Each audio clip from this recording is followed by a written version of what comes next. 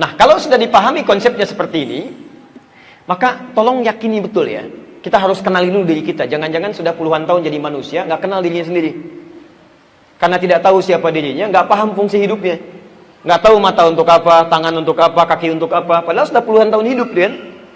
Antum yang urusan dunia yang tidak dihisab, antum pahami, Anda pelajari sampai sekolah tinggi-tinggi, S1, S2, S3, S-nya banyak sampai dingin gitu kan? Ada yang profesor, ada yang macam-macam. Tapi urusan kita sendiri yang dihisab, kita nggak pelajari. Ini yang bahaya, gitu kan? Ini yang bahaya. Nah, teman-teman sekalian, kalau sudah paham dalam diri kita ada nafsu dan takwa, itu tandanya setiap aktivitas kita akan selalu dihadapkan pada dua pilihan ini. Anda mulai bangun tidur, itu pasti sudah mikir tuh. Karena dua dorongan itu mengarahkan pada dua hal itu. Nggak percaya silahkan. Baru bangun tidur sudah milih itu. Begitu bangun, plek, apakah mau gosok begini atau langsung diam begini? Apakah ke kamar mandi dulu atau misalnya ke wastafel dulu? Itu baru bangun tidur tuh. Sudah pakai pakaian, milih dulu. Mau pakai baju yang mana?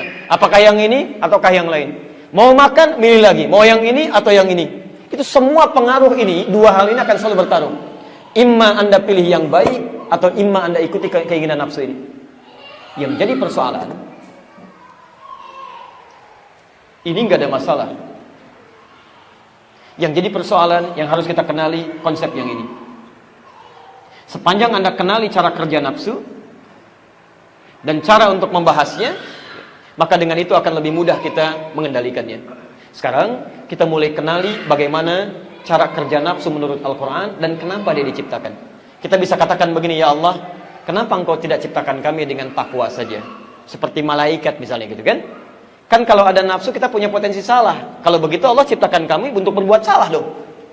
Bagaimana cara menjawabnya? Kita lihat uraian Al-Quran.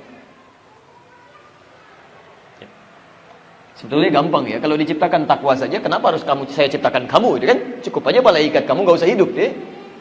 Tapi kita lihat nanti apa perbedaan manusia dengan malaikat. Saya hapus ini boleh? Alhamdulillah. Tenang aja ya, saya udah 2 kali kesini, alhamdulillah. Ya, sudah datang sendiri, terangin sendiri, tulis sendiri, saya hapus sendiri, ya masya Allah. Antum lihat aja lah. Alhamdulillah. Taib. Pertama, teruskan ayatnya. Quran surah 91 masih di ayat 7 sampai 10. Ya, sekarang lihat ayat 8 sampai dengan 10 nya. Ayat 9 ya, maaf ya. Ini sudah. Ini sudah. Wa nafsin wa ma sawwaha fa alhamaha fujuraha wa taqwaha. Ketemu di situ. Sekarang lihat ayat 9 nya.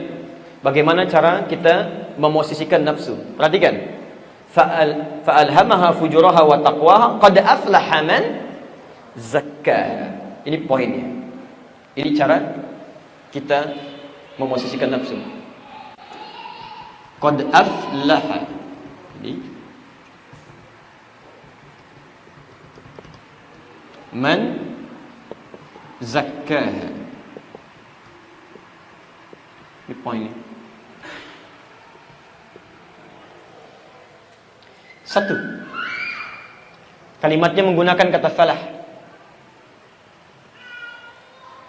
Aflah dari kata falah, artinya tenang, bahagia, sukses, nyaman. Ini. Tenang, bahagia, cenderung sukses dalam beraktivitas, dan nyaman. Fokus.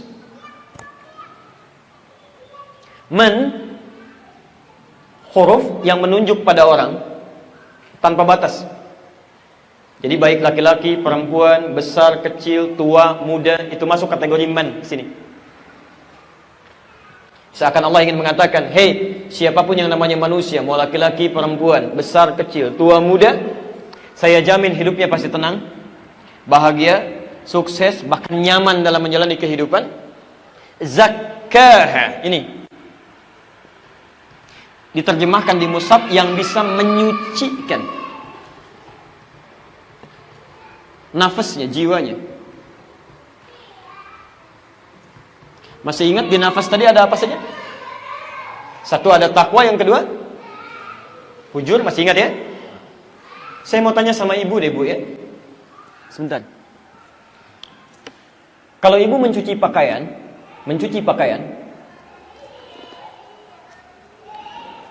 yang dihilangkan tuh kotorannya atau pakaiannya? Kotorannya kan ya? Bukan pakaiannya ya? Kalau pakaiannya dihilangkan, Masya Allah nggak akan selesai-selesai gitu kan? Ada kotoran buang gitu kan? Taib. Yang dihilangkan kotorannya, bukan pakaiannya. Perhatikan, Allah seakan ingin memberikan gambaran pada kita. Saat Allah menciptakan nafsu itu, bukan ingin menjadikan manusia menjadi kotor, bukan. Tapi ingin membuang sifat-sifat potensi yang tidak baik yang ada pada dirinya. Dengan cara menciptakan nafsu itu, mengangkat supaya takwanya itu muncul. Bahasa paling gampangnya begini, bahasa paling gampangnya. Saat Allah ciptakan takwa, ini ada sifat baik, saya turunkan, saya hapus sebentar.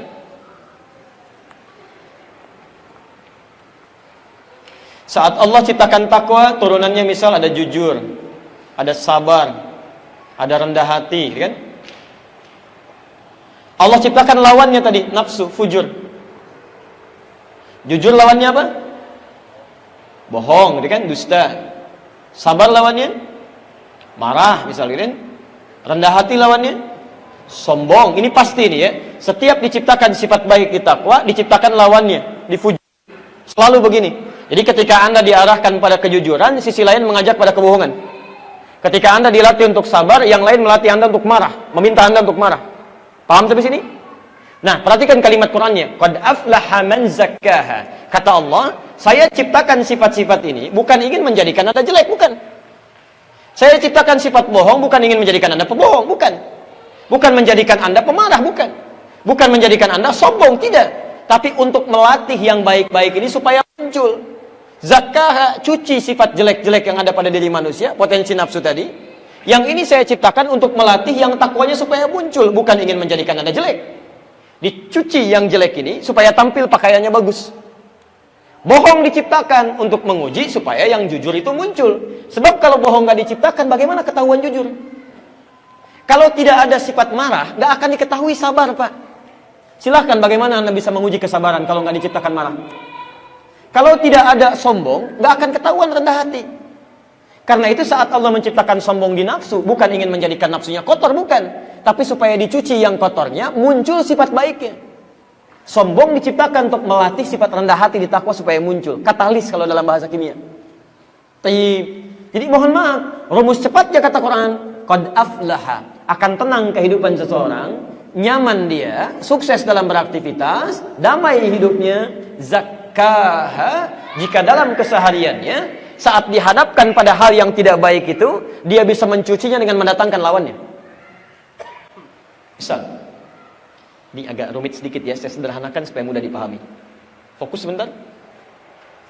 Saya ambil satu ya, marah misalnya. Lawannya apa? Sabar. Lihat rumusnya. Allah tidak menciptakan marah kecuali untuk melatih supaya sabar muncul. Caranya supaya hidup Anda tenang, nafsu ini bisa ditekan, salah satu caranya, lihat rumusnya, cara kerjanya ya. Cara kerjanya, setiap muncul marah, kata Quran, cepat cari lawannya untuk dimunculkan. Pahami oleh kita bahwa marah itu diciptakan bukan ingin menjadikan dia pemarah, tapi supaya melatih sifat sabar di saya muncul. Di setiap muncul yang jelek-jelek, cepat cari lawannya. Sucikan itu dengan sikap baik kita, itu poinnya. Suami pulang ke rumah, Bu ya, misal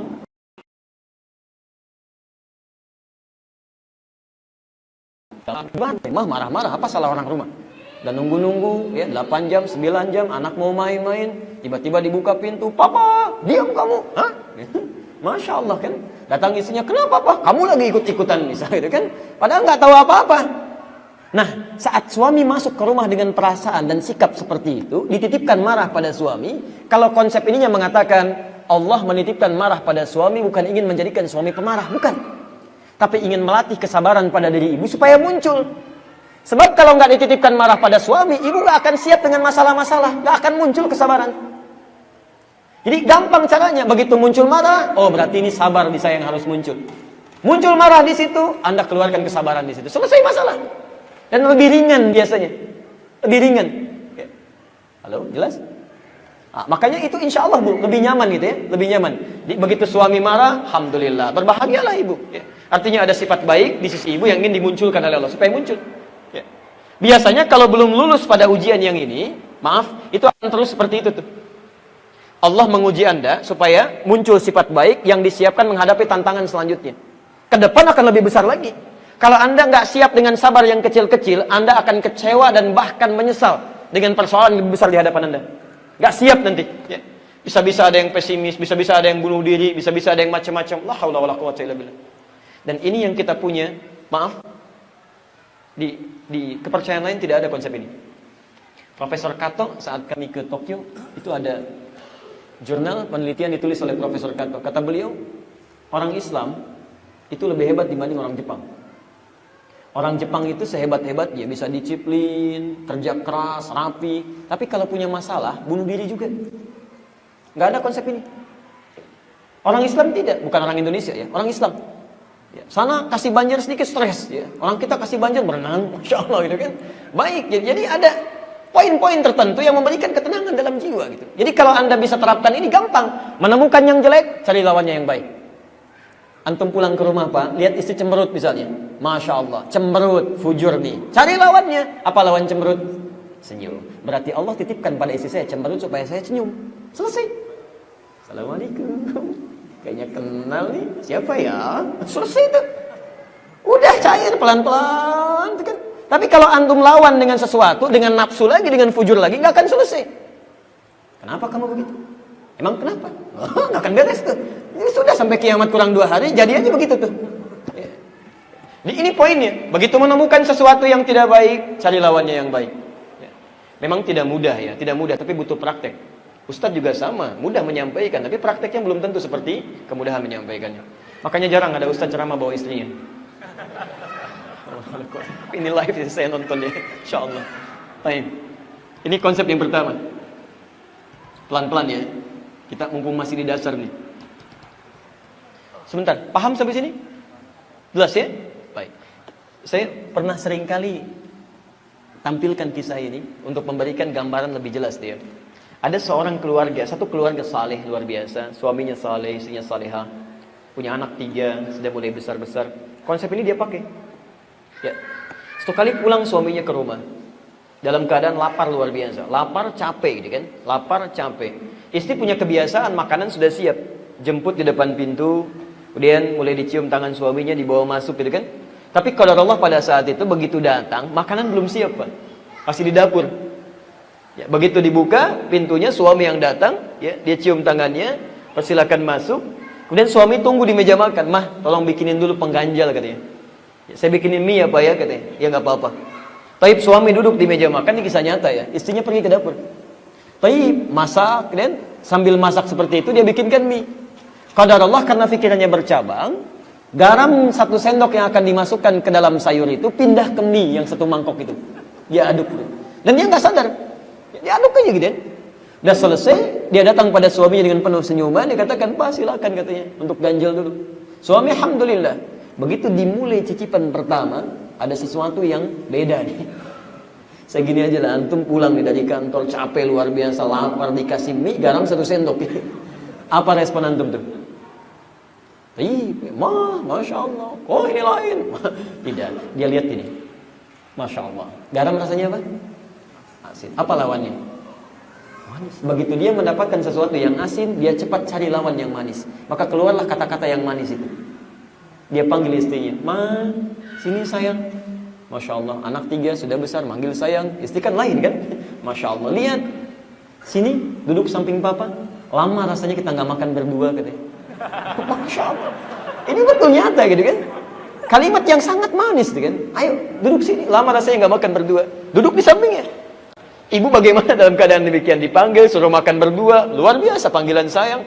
Belum selesai. Kalimat mautnya yang terakhir. Sini papa suapin.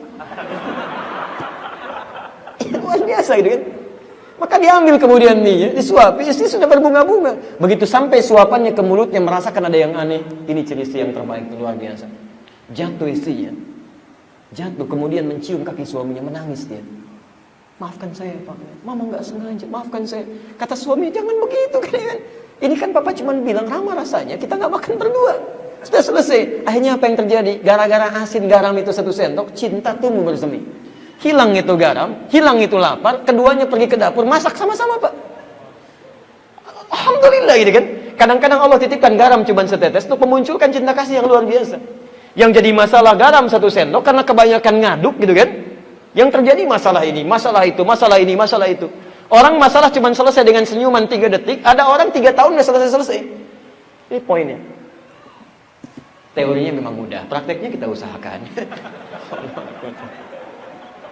Jelas sampai sini?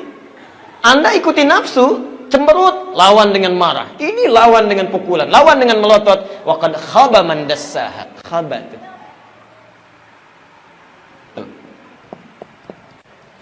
Haula wala quwwata illa billah. Khaba. Khaba itu bukan cuma sengsara, tapi nestapa. Ya. Sudah jatuh tertimpa motor, kan jatuhnya dari motor gitu kan, dia nggak naik tangga. Naik, jatuh, ketimpa lagi, jatuh, ketimpa. Artinya apa? Merasakan penderitaan yang bertubi-tubi. Ya. Jadi kalau orang tidak kenal dengan konsep ini, baru masalah kecil aja sudah nggak enak. Apalagi nggak mau diselesaikan. Ya. Mohon maaf, ya. Suami pulang agak terlambat kan? Penampilan agak kurang seperti biasanya, mulai muncul. Nggak beres nih. Tapi nggak beres tuh nggak mau nanya. Terus dibawa sampai malam. Malam nggak mau nanya lagi. Besoknya terus jadi masalah. Jadi masalah. Itu khaba namanya.